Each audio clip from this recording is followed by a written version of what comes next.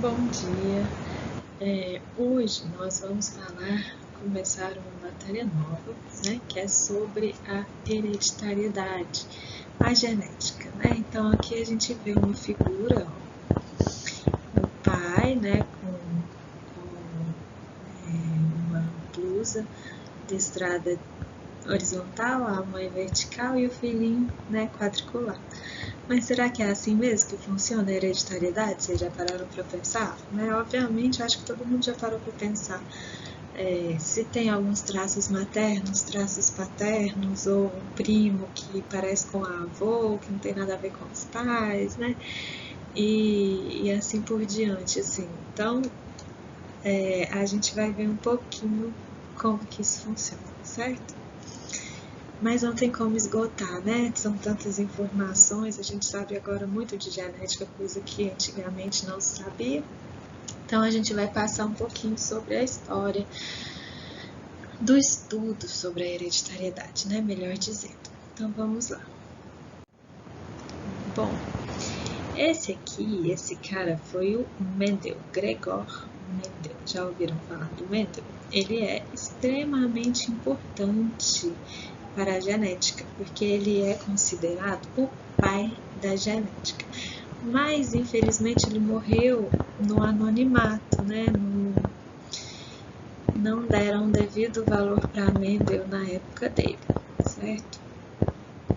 Bom, a herança por meio de partículas, né? Antigamente se pensava que a herança, né, ela se dava através do sangue. Então, teoricamente, misturava o sangue da mãe e do pai para formar um indivíduo. Mas o Mendel, né, foi o primeiro a pensar que não era necessariamente pela mistura de sangue, né, ou até pior, né, antigamente, às vezes, pensavam-se até que os espermatozoides do homem, né, tinham um homúnculo, um homenzinho pequenininho, minúsculo, e que era gerado na barriga da mãe, né, no útero da mãe, ou seja, as características seriam só do pai, né? Isso também a gente sabe que não é assim que funciona. Então, Mendel veio para dar a grande sacada, né? Que na verdade a herança é devida a partículas. Ele ainda não deu o nome de genes, tá? Mas ele descreveu que seriam essas partículas hereditárias, beleza? Ele era um monge, certo? Ele vivia dentro de um mosteiro, olha que legal. E ele fazia seus experimentos, né, suas pesquisas com ervilhas, beleza? Plantas ervilhas. E aí deu muito certo, depois a gente vai ver por quê. Cultivadas, então, no seu mosteiro na Áustria. Olha que legal, ele era austríaco. Bom, a transmissão dos caracteres hereditários, né, que ele falava, caracteres é a mesma coisa que características, né, hereditárias, era devida a fatores que se encontravam, né, nas células, ok? Fatores, o que seriam esses fatores, então? Aí sim, ele é considerado, né, o pai da genética. Bom, primeiro, né, a importância das ideias de Mendel. Por quê? São a base das atuais noções sobre os mecanismos de transmissão dos caracteres hereditários. Então, Mendel foi o primeiro a falar desses fatores, e aí ele deu a entender quais são os mecanismos por trás da hereditariedade, certo? Até então ninguém sabia disso. Introduziram a ideia de fatores como responsáveis pela hereditariedade, porque até então o pessoal achava que era mistura de sangue, né? Coisa que não acontece. Tá? Derrubaram os conceitos errados de herança pela mistura de sangue, certo? Então vamos lá. A que se deve, depois eu vou explicar, obviamente, como que foi o trabalho do Mendel e o que a gente sabe, as leis de Mendel, certo? Mas por que o Mendel acertou tanto, né? Ele foi extremamente inteligente, ele foi um gênio, certo? E o pessoal da época simplesmente não deu moral para o Mendel, né? Então, por que que ele deu tão certo assim, né? Como que ele conseguiu, né, tal proeza? Bom, primeiramente o material biológico escolhido, ele escolheu ervilhas, né?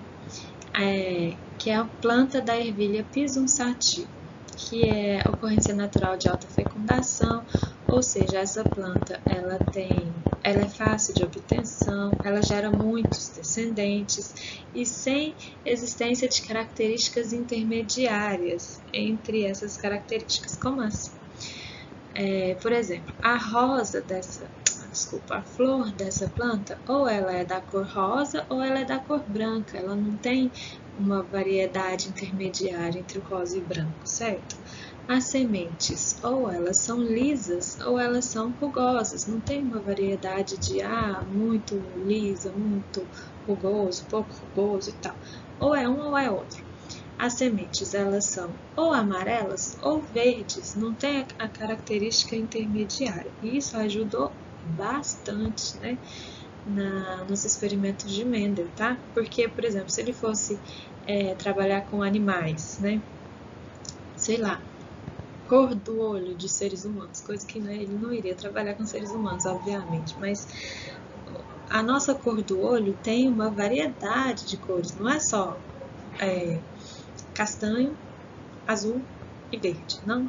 Tem verde, azul, verde claro, verde escuro, mel, né? Azul claro, azul escuro, um quase branco, né? Castanho claro, castanho escuro. Então, assim, tem possibilidades imensas de cor de olho, possibilidades várias de cor de cabelo, né?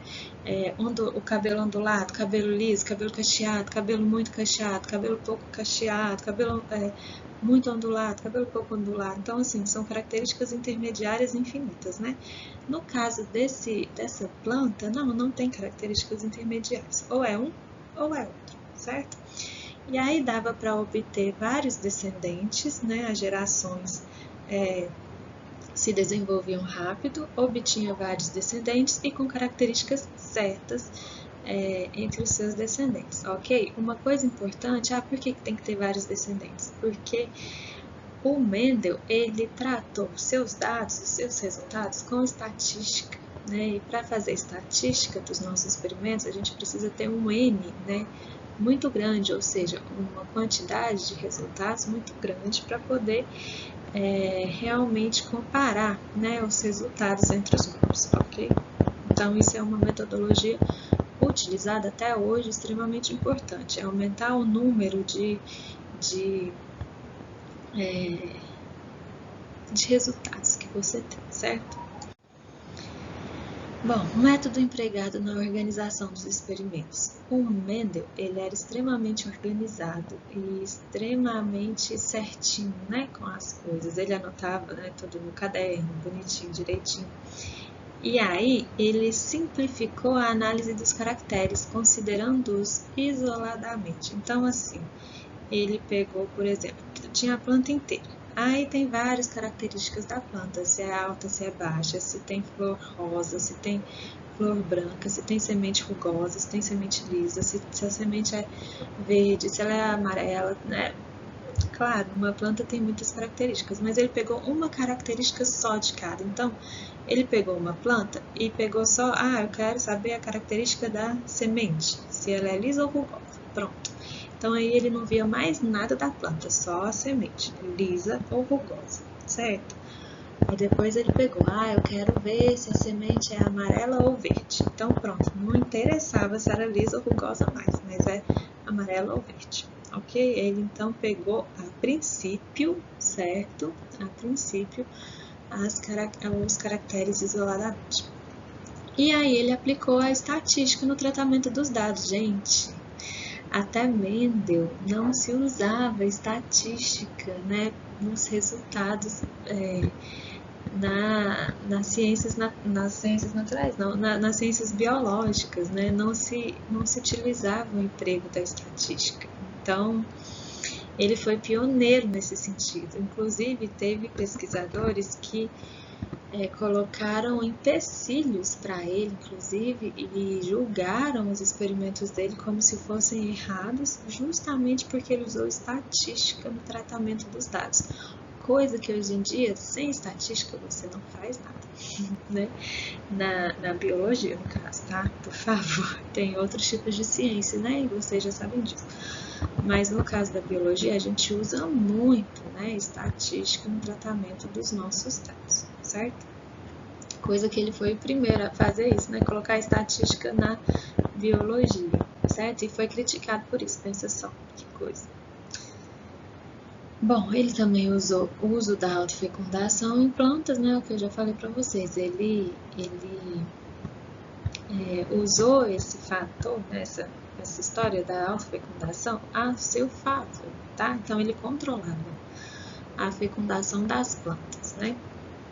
Certo? Não deixava elas se autofecundarem à torta e à direita. Ele mesmo fazia a fecundação das plantinhas que ele queria, certo?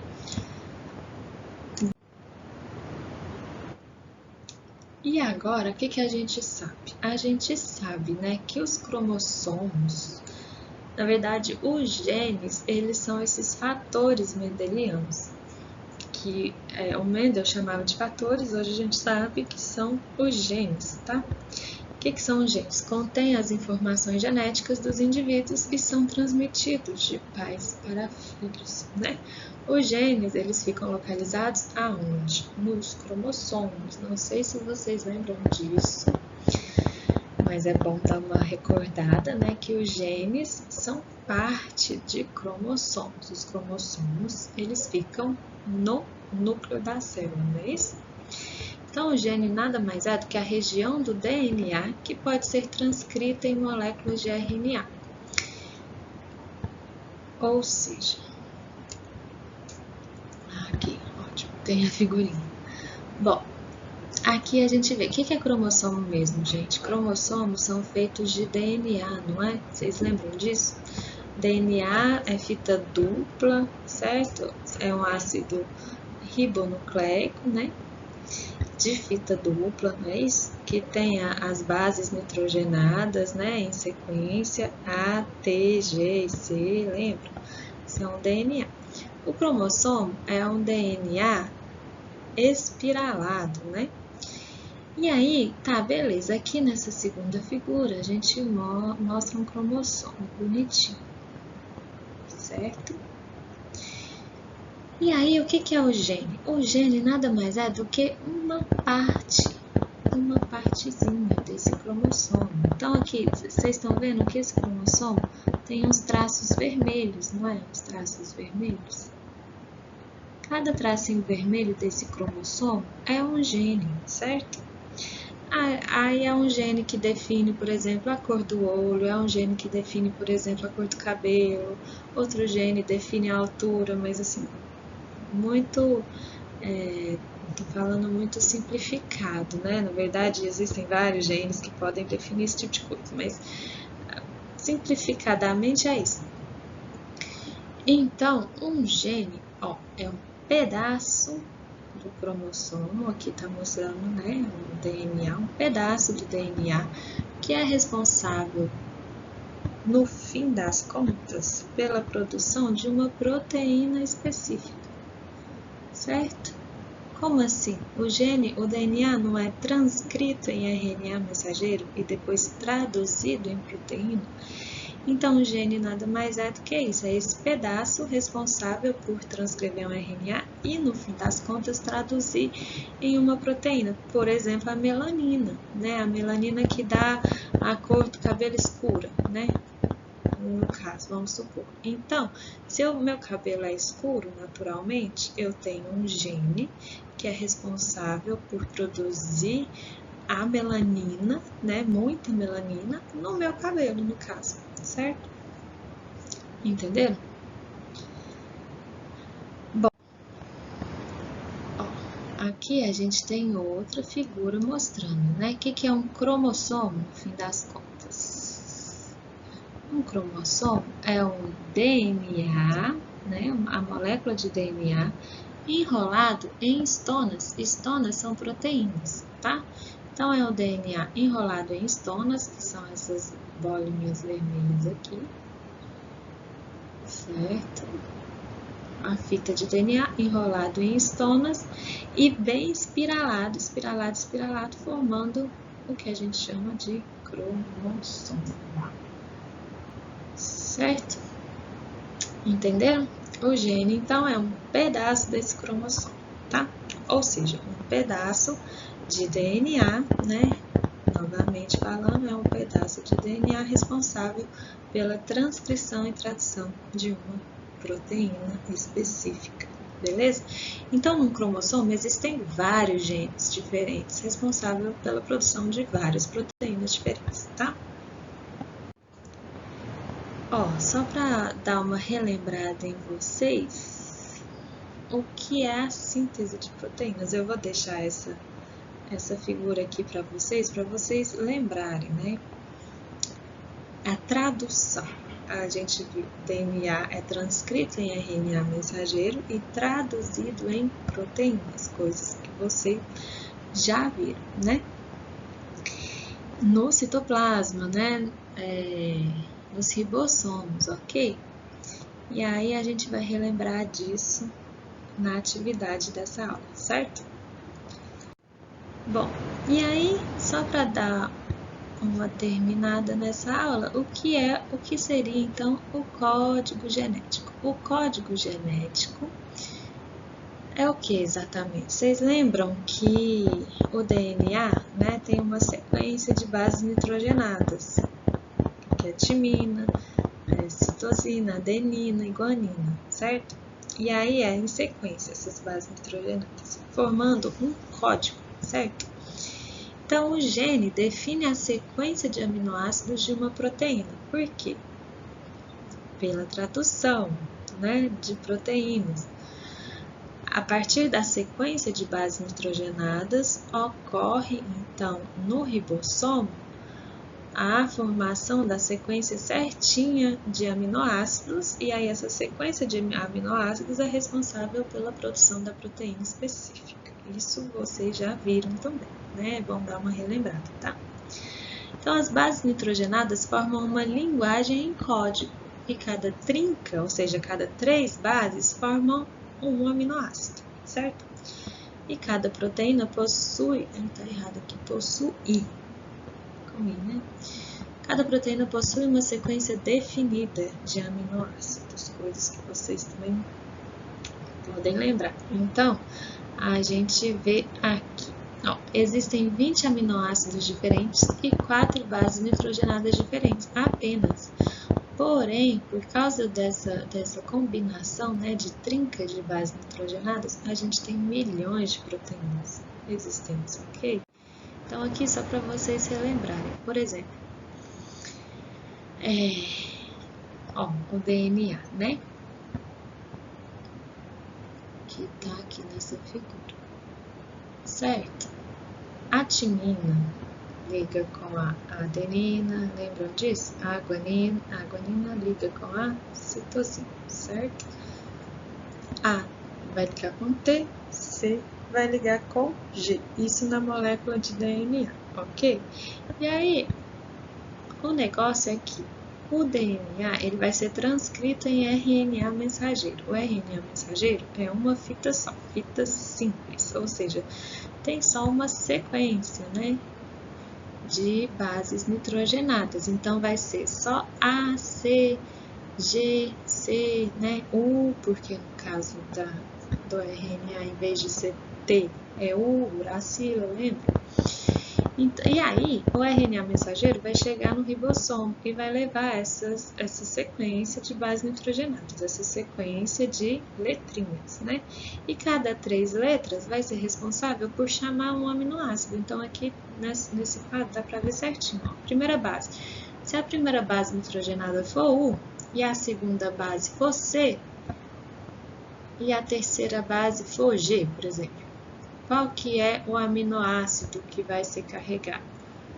Vai ser a serina, entenderam? De novo, se a primeira base for G, a segunda base for C de novo, né?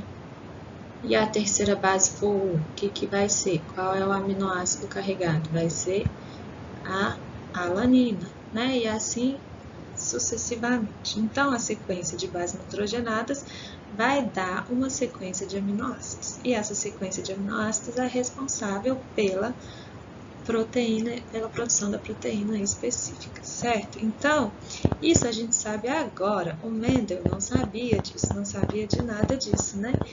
Ele começou do zero, ele começou do nada. E aí, ao invés dele cair na ideia de que as características nossas é por causa da mistura de sangue entre nosso pai e nossa mãe, coisa que não acontece, ele pensou em fatores, né, que ficariam nas células.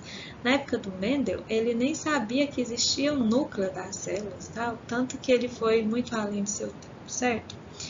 E aí, hoje sim, a gente sabe que esses fatores são genes, que genes ficam nos cromossomos, e os genes são sequências de bases nitrogenadas que levam o código genético. Entenderam? Então tá bom, gente. Qualquer dúvida, podem entrar em contato comigo, beleza? Então, boa continuação de aula para vocês.